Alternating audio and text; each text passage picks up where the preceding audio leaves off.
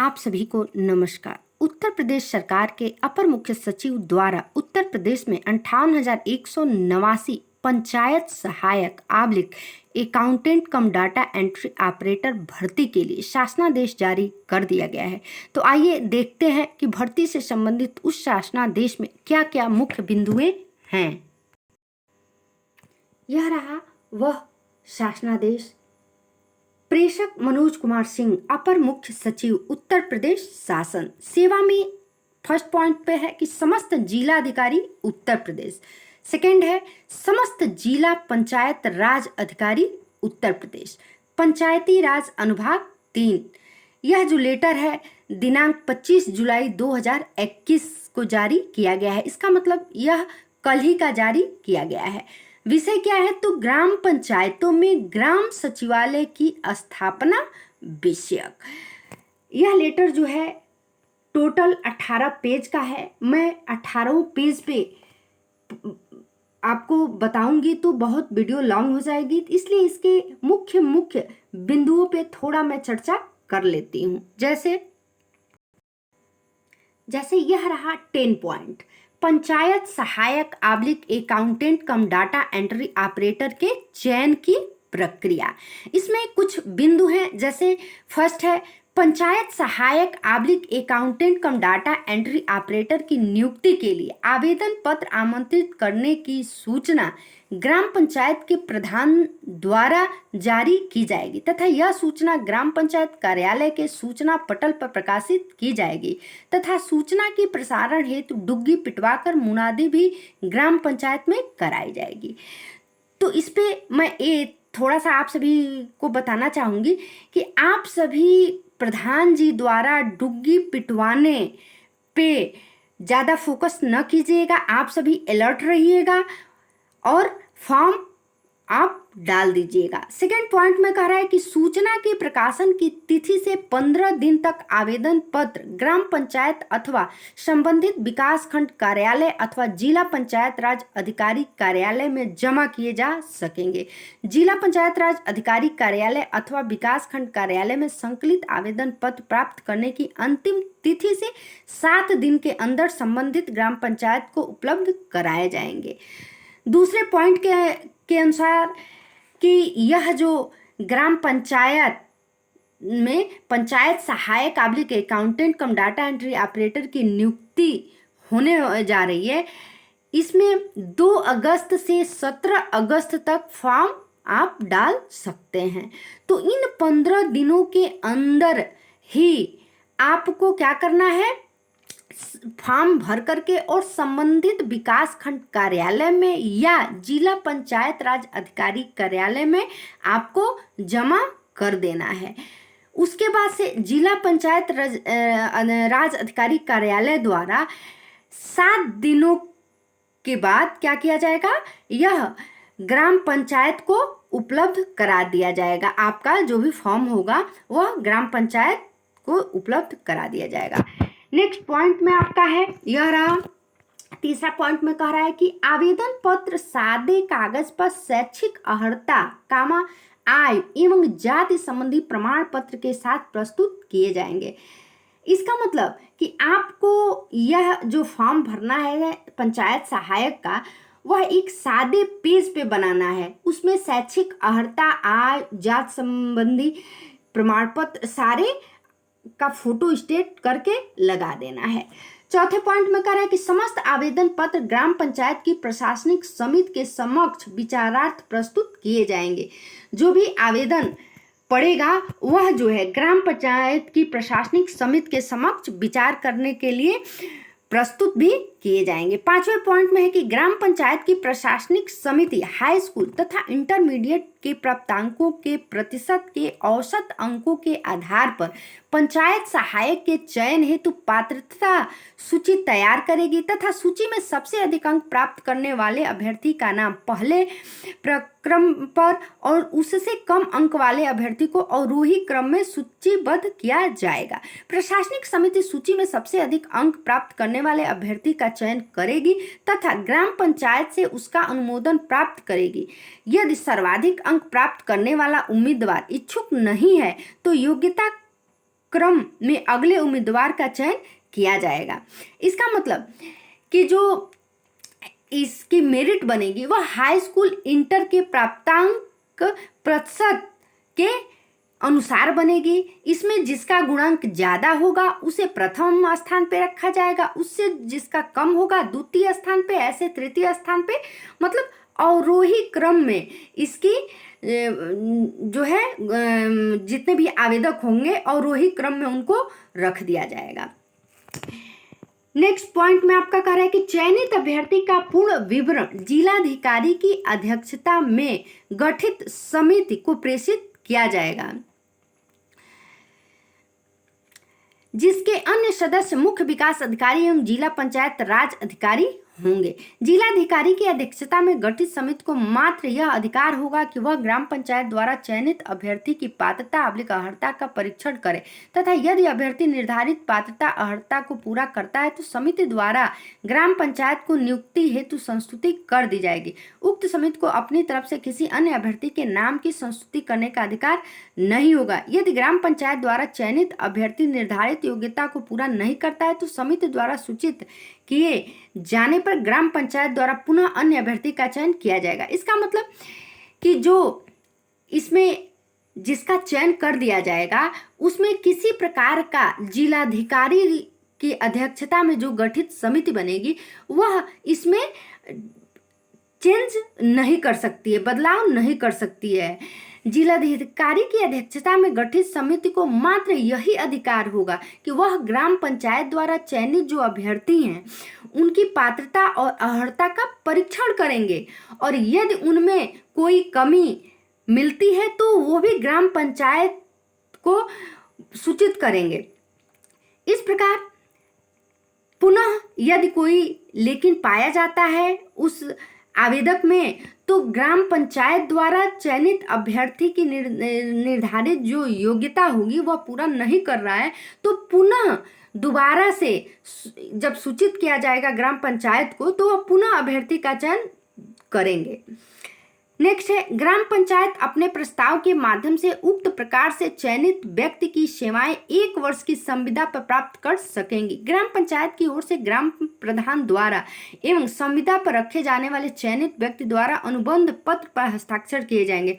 हस्ताक्षरित अनुबंध पत्र की प्रति जिला पंचायत राज अधिकारी को रिकॉर्ड हेतु भेजी जाएगी। 1 वर्ष की अवधि की संविदा समाप्त होने पर नया चयन उक्त प्रक्रिया के अनुसार किया जाएगा। इसका मतलब कि ग्राम पंचायत अपने प्रस्ताव के माध्यम से उक्त प्रकार से चयनित व्यक्ति की सेवाएं, इसका मतलब यह हुआ कि जो व्यक्ति ये पंचायत सहायक पर जाएगा उसकी जो यह संविदा पड़ चुकी है तो 1 वर्ष के लिए ही अनुबंध पत्र बनेगा। ग्राम प्रधान और उसके बीच 1 वर्ष का बनेगा और उसका रिकॉर्ड जो होगा अनुबंध पत्र का वह जिला पंचायत राज अधिकारी को भी भेजा जाएगा। और 1 वर्ष की अवधि जब समाप्त हो जाएगी तो पुनः उसके लिए क्या किया जाएगा कि दोबारा से पंचायत कर्मियों की जो पंचायत सहायक है उनका अगर सेवा संतोषजनक पाया जाता है तो पुनः खुली बैठक होगी और उसमें प्रस्ताव पारित की जाएगी और उन्हें पुनः संविदा जो है उनकी 2 वर्ष के लिए नवीनीकरण कर दी जाएगी। नेक्स्ट है कि पंचायत सहायक accountant cum data entry operator के आवेदन पत्र का प्रारूप संलग्न 2 पर है। यह जो है टोटल 18 पेज का है तो 18 पेज में बाद में दे दूंगी आपको, आप चाहें तो स्क्रीनशॉट ले करके देख सकते हैं। मैं इसके मुख्य बिंदु पे चूंकि थोड़ा बहुत आपसे चर्चा कर लेती हूँ। जैसे 11 पॉइंट है कि पंचायत सहायक आबलिक accountant cum data entry operator हेतु अर्हताएं, इसमें भी कुछ पॉइंट है। फर्स्ट पॉइंट है आपका कि पंचायत सहायक आबलिक accountant cum data entry operator के लिए न्यूनतम शैक्षिक योग्यता उत्तर प्रदेश माध्यमिक शिक्षा परिषद द्वारा संचालित इंटरमीडिएट परीक्षा उत्तीर्ण या राज्य सरकार द्वारा इसके समक्ष मान्यता प्राप्त कोई अन्य अर्हता होगी। इसका मतलब कि पंचायत सहायक आबलिक accountant cum data entry operator के लिए न्यूनतम जो है शैक्षिक योग्यता हाई स्कूल इंटर रखी गई है और यह जो है वह राज्य सरकार द्वारा या इसके समक्ष मान्यता प्राप्त विद्यालय से ही यह अर्हता वह प्राप्त किया हो। सेकेंड पॉइंट में है कि पंचायत सहायक काबिलिक accountant cum data entry operator के लिए न्यूनतम आयु चयन वर्ष की 1 जुलाई को 18 वर्ष तथा अधिकतम आयु 40 वर्ष होगी। अनुसूचित जाति, अनुसूचित जनजाति, पिछड़ा वर्ग के लिए अधिकतम आयु सीमा में 5 वर्ष की छूट दी जाएगी। इस पॉइंट का मतलब है कि आवेदक जो है वह 1 जुलाई को 18 वर्ष का हो गया हो तथा 18 वर्ष से 40 वर्ष की आयु के अभ्यर्थी जो है इसमें फॉर्म अप्लाई कर सकते हैं। और अनुसूचित जाति, अनुसूचित जनजाति के लिए 5 वर्ष की छूट दी गई है। इसका मतलब कि वह 45 वर्ष के भी हो गए हैं तो पंचायत सहायक काबिलिक accountant cum data entry operator के लिए अर्ह हैं। थर्ड पॉइंट इसमें है कि पंचायत सहायक काबिलिक accountant cum data entry operator के लिए अभ्यर्थी उसी ग्राम पंचायत का निवासी होगा। इसका मतलब कि पंचायत सहायक काबिलिक अकाउंटेंट कम डाटा एंट्री के लिए जो आवेदन कर रहा है वह जिस ग्राम पंचायत से आवेदन कर रहा है उसी ग्राम पंचायत का निवासी होना भी चाहिए। नेक्स्ट है ये 12 पॉइंट आरक्षण। तो कह रहा है कि आरक्षण की व्यवस्था इस प्रकार होगी कि पंचायत राज अधिनियम में दी गई व्यवस्था के अनुसार जो पंचायतें जिस श्रेणी के लिए आरक्षित है उन पंचायतों में उसी आरक्षित श्रेणी के पंचायत सहायक का चयन किया जाएगा। अर्थात जिन पंचायतों के प्रधान पद अनुसूचित जाति के लिए आरक्षित है उनमें अनुसूचित जाति का, जिन पंचायतों के प्रधान पद अनुसूचित जनजाति के हैं वहां अनुसूचित जनजाति तथा जिन पंचायतों के प्रधान पद अनुसूचित जनजाति महिला, अनुसूचित जाति महिला, पिछड़ी जाति महिला व महिला के आरक्षित है वहां उसी श्रेणी की महिला अभ्यर्थी चयनित कर पंचायत सहायक काबिलिक accountant cum data entry operator नियुक्त किया जाएगा। इसका मतलब कि अभी कुछ माह पहले ही प्रदेश के सभी ग्राम पंचायतों का चुनाव संपन्न हुआ है। जो गांव जिस आरक्षण की श्रेणी में आया है उसी श्रेणी के व्यक्ति आवेदन कर सकते हैं। मतलब कि अगर प्रधान पद सामान्य है तो सभी वर्गों के लोग, अनुसूचित जाति का हो तो केवल अनुसूचित जाति के लोग तथा जिन पंचायतों में प्रधान पद महिला हैं और पिछड़ी हो या अनुसूचित हो या सामान्य हो तो उसी श्रेणी के महिला अभ्यर्थी ही नियुक्ति पाने की पात्र होंगी। महिला को ही नियुक्ति पत्र दी जाएगी। चलिए अब यह जो है 13 पॉइंट कह रहा है कि कोविड-19 से मृतक के वारिसान हेतु प्राविधान। जैसे है कि ग्राम पंचायत में कोविड-19 से मृत व्यक्ति के परिवार से पत्नी या पति, पुत्र, अविवाहित पुत्री, विधवा पुत्री, विधवा माता, अविवाहित भाई, अविवाहित बहन को अगर वह उस ग्राम पंचायत के आरक्षण श्रेणी को पूरा करते हैं और इंटरमीडिएट पास हैं तो उन्हें चयनित किया जाएगा।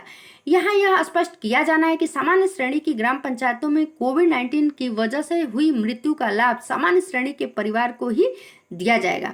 यदि एक ग्राम पंचायत में आरक्षण की श्रेणी पूर्ण करते हुए एक से अधिक कोविड-19 से मृतक के वारिसानों के आवेदक प्राप्त होते हैं तो वहाँ हाई स्कूल व इंटरमीडिएट के प्राप्तांकों के प्रतिशत का औसत अधिक होंगे, उन्हें चयनित किया जाएगा। यानी कि जिसका मार्क्स ज़्यादा होगा उन्हें ये पंचायत सहायक या काबिलिक अकाउंटेंट कम डाटा एंट्री के लिए नियुक्त किया जाएगा। कोविड-19 जांच में पॉजिटिव होने की पुष्टि एंटीजन, RT-PCR, ब्लड टेस्ट एवं CT स्कैन के आधार पर की जाएगी। कोविड-19 पॉजिटिव होने की तिथि से 30 दिन के अंदर मृत्यु होने की दशा में इसे कोविड-19 से हुई मृत्यु मानी जाएगी। कोविड-19 से मृतक के वारिसान को आवेदन पत्र के साथ कोविड-19 की जांच रिपोर्ट एवं मृत्यु प्रमाण पत्र संलग्न करना होगा। चलते हैं अब ये 14 नहीं 15 पे थोड़ा सा फोकस कर लेते हैं। जैसे कि पंचायती राज निदेशालय, पंचायती राज प्रशिक्षण संस्थान के माध्यम से सभी चयनित पंचायत सहायकों को आवश्यक प्रारंभिक प्रशिक्षण चयन के 2 माह के अंदर पूर्ण करेगी। राज्य सरकार द्वारा आयोजित किए जाने वाले प्रशिक्षण में पंचायत सहायक काबिलिक accountant cum data entry operator को प्रशिक्षण लेना अनिवार्य होगा। 2 माह का उन्हें प्रशिक्षण दिया जाएगा। नेक्स्ट है आपका ये 16 नहीं 17 पे थोड़ा कि संबंधितों की पंचायत सहायक काबिलिक accountant cum data entry operator के रूप में रखने पर रोक। जैसे इसमें कह रहा है कि कोई भी व्यक्ति जो संबंधित ग्राम पंचायत के प्रधान, उप प्रधान, सदस्य अथवा सचिव ग्राम पंचायत का संबंधी है, पंचायत सहायक आबलिक accountant cum data entry operator के रूप में नहीं रखा जा सकेगा। संबंधित का तात्पर्य पिता, दादा, ससुर, पितृ अथवा मातृ संबंधी, पुत्र, पौत्र, दामाद, पुत्र वधू, बहन, पति, पत्नी, पुत्री, माँ से है, उन्हें यह पद नहीं दिया जाएगा। 18 कह रहा है इसमें प्रतिबंध, इसमें कह रहा है कि पंचायत सहायक आबलिक accountant cum data entry operator के रूप में किसी ऐसे व्यक्ति की सेवाएं प्राप्त नहीं की जाएंगी जिसे केंद्रीय सरकार एवं राज्य सरकार अथवा किसी स्थानीय प्राधिकारी अथवा किसी शैक्षणिक संस्थान जो कि राज्य सरकार से मान्यता प्राप्त एवं सहायतित है कि सेवा से पृथक किया गया हो अथवा सेवाच्युत का दंड दिया गया हो अथवा जेल की सजा अथवा जो किसी अनैतिक कार्य में लिप्त होने के कारण जेल की सजा काट चुका हो, उन्हें यह पद नहीं दिया जाएगा। चलिए आपको थोड़ा सा हम दिखा देते हैं इसका जो शासनादेश आया हुआ है। यह रहा शासनादेश, ये देखिए first, second page, third page, ये चौथा, पांचवा, छठा, सातवां, आठवां, ये नौवां, ये 10, ये रहा 11, 12, 13, 14 और ये देखिए ये जो है इम्पोर्टेंट है, इसका आप लोग स्क्रीनशॉट ले सकते हैं। मैं इसे कुछ देर के लिए छोड़ रही हूँ क्योंकि सादे पेज पे ही आपको यह फॉर्म भरने हैं, तो इसे आप स्क्रीनशॉट ले लीजिए और ऐसा ही बना करके और आप फॉर्म भर देंगे। तो यह टोटल जो है 15, 16, 17, 18 टोटल 18 पेज का यह PDF है।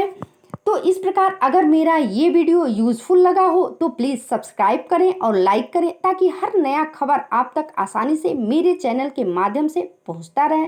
मिलती हूं अगले वीडियो में, तब तक के लिए धन्यवाद।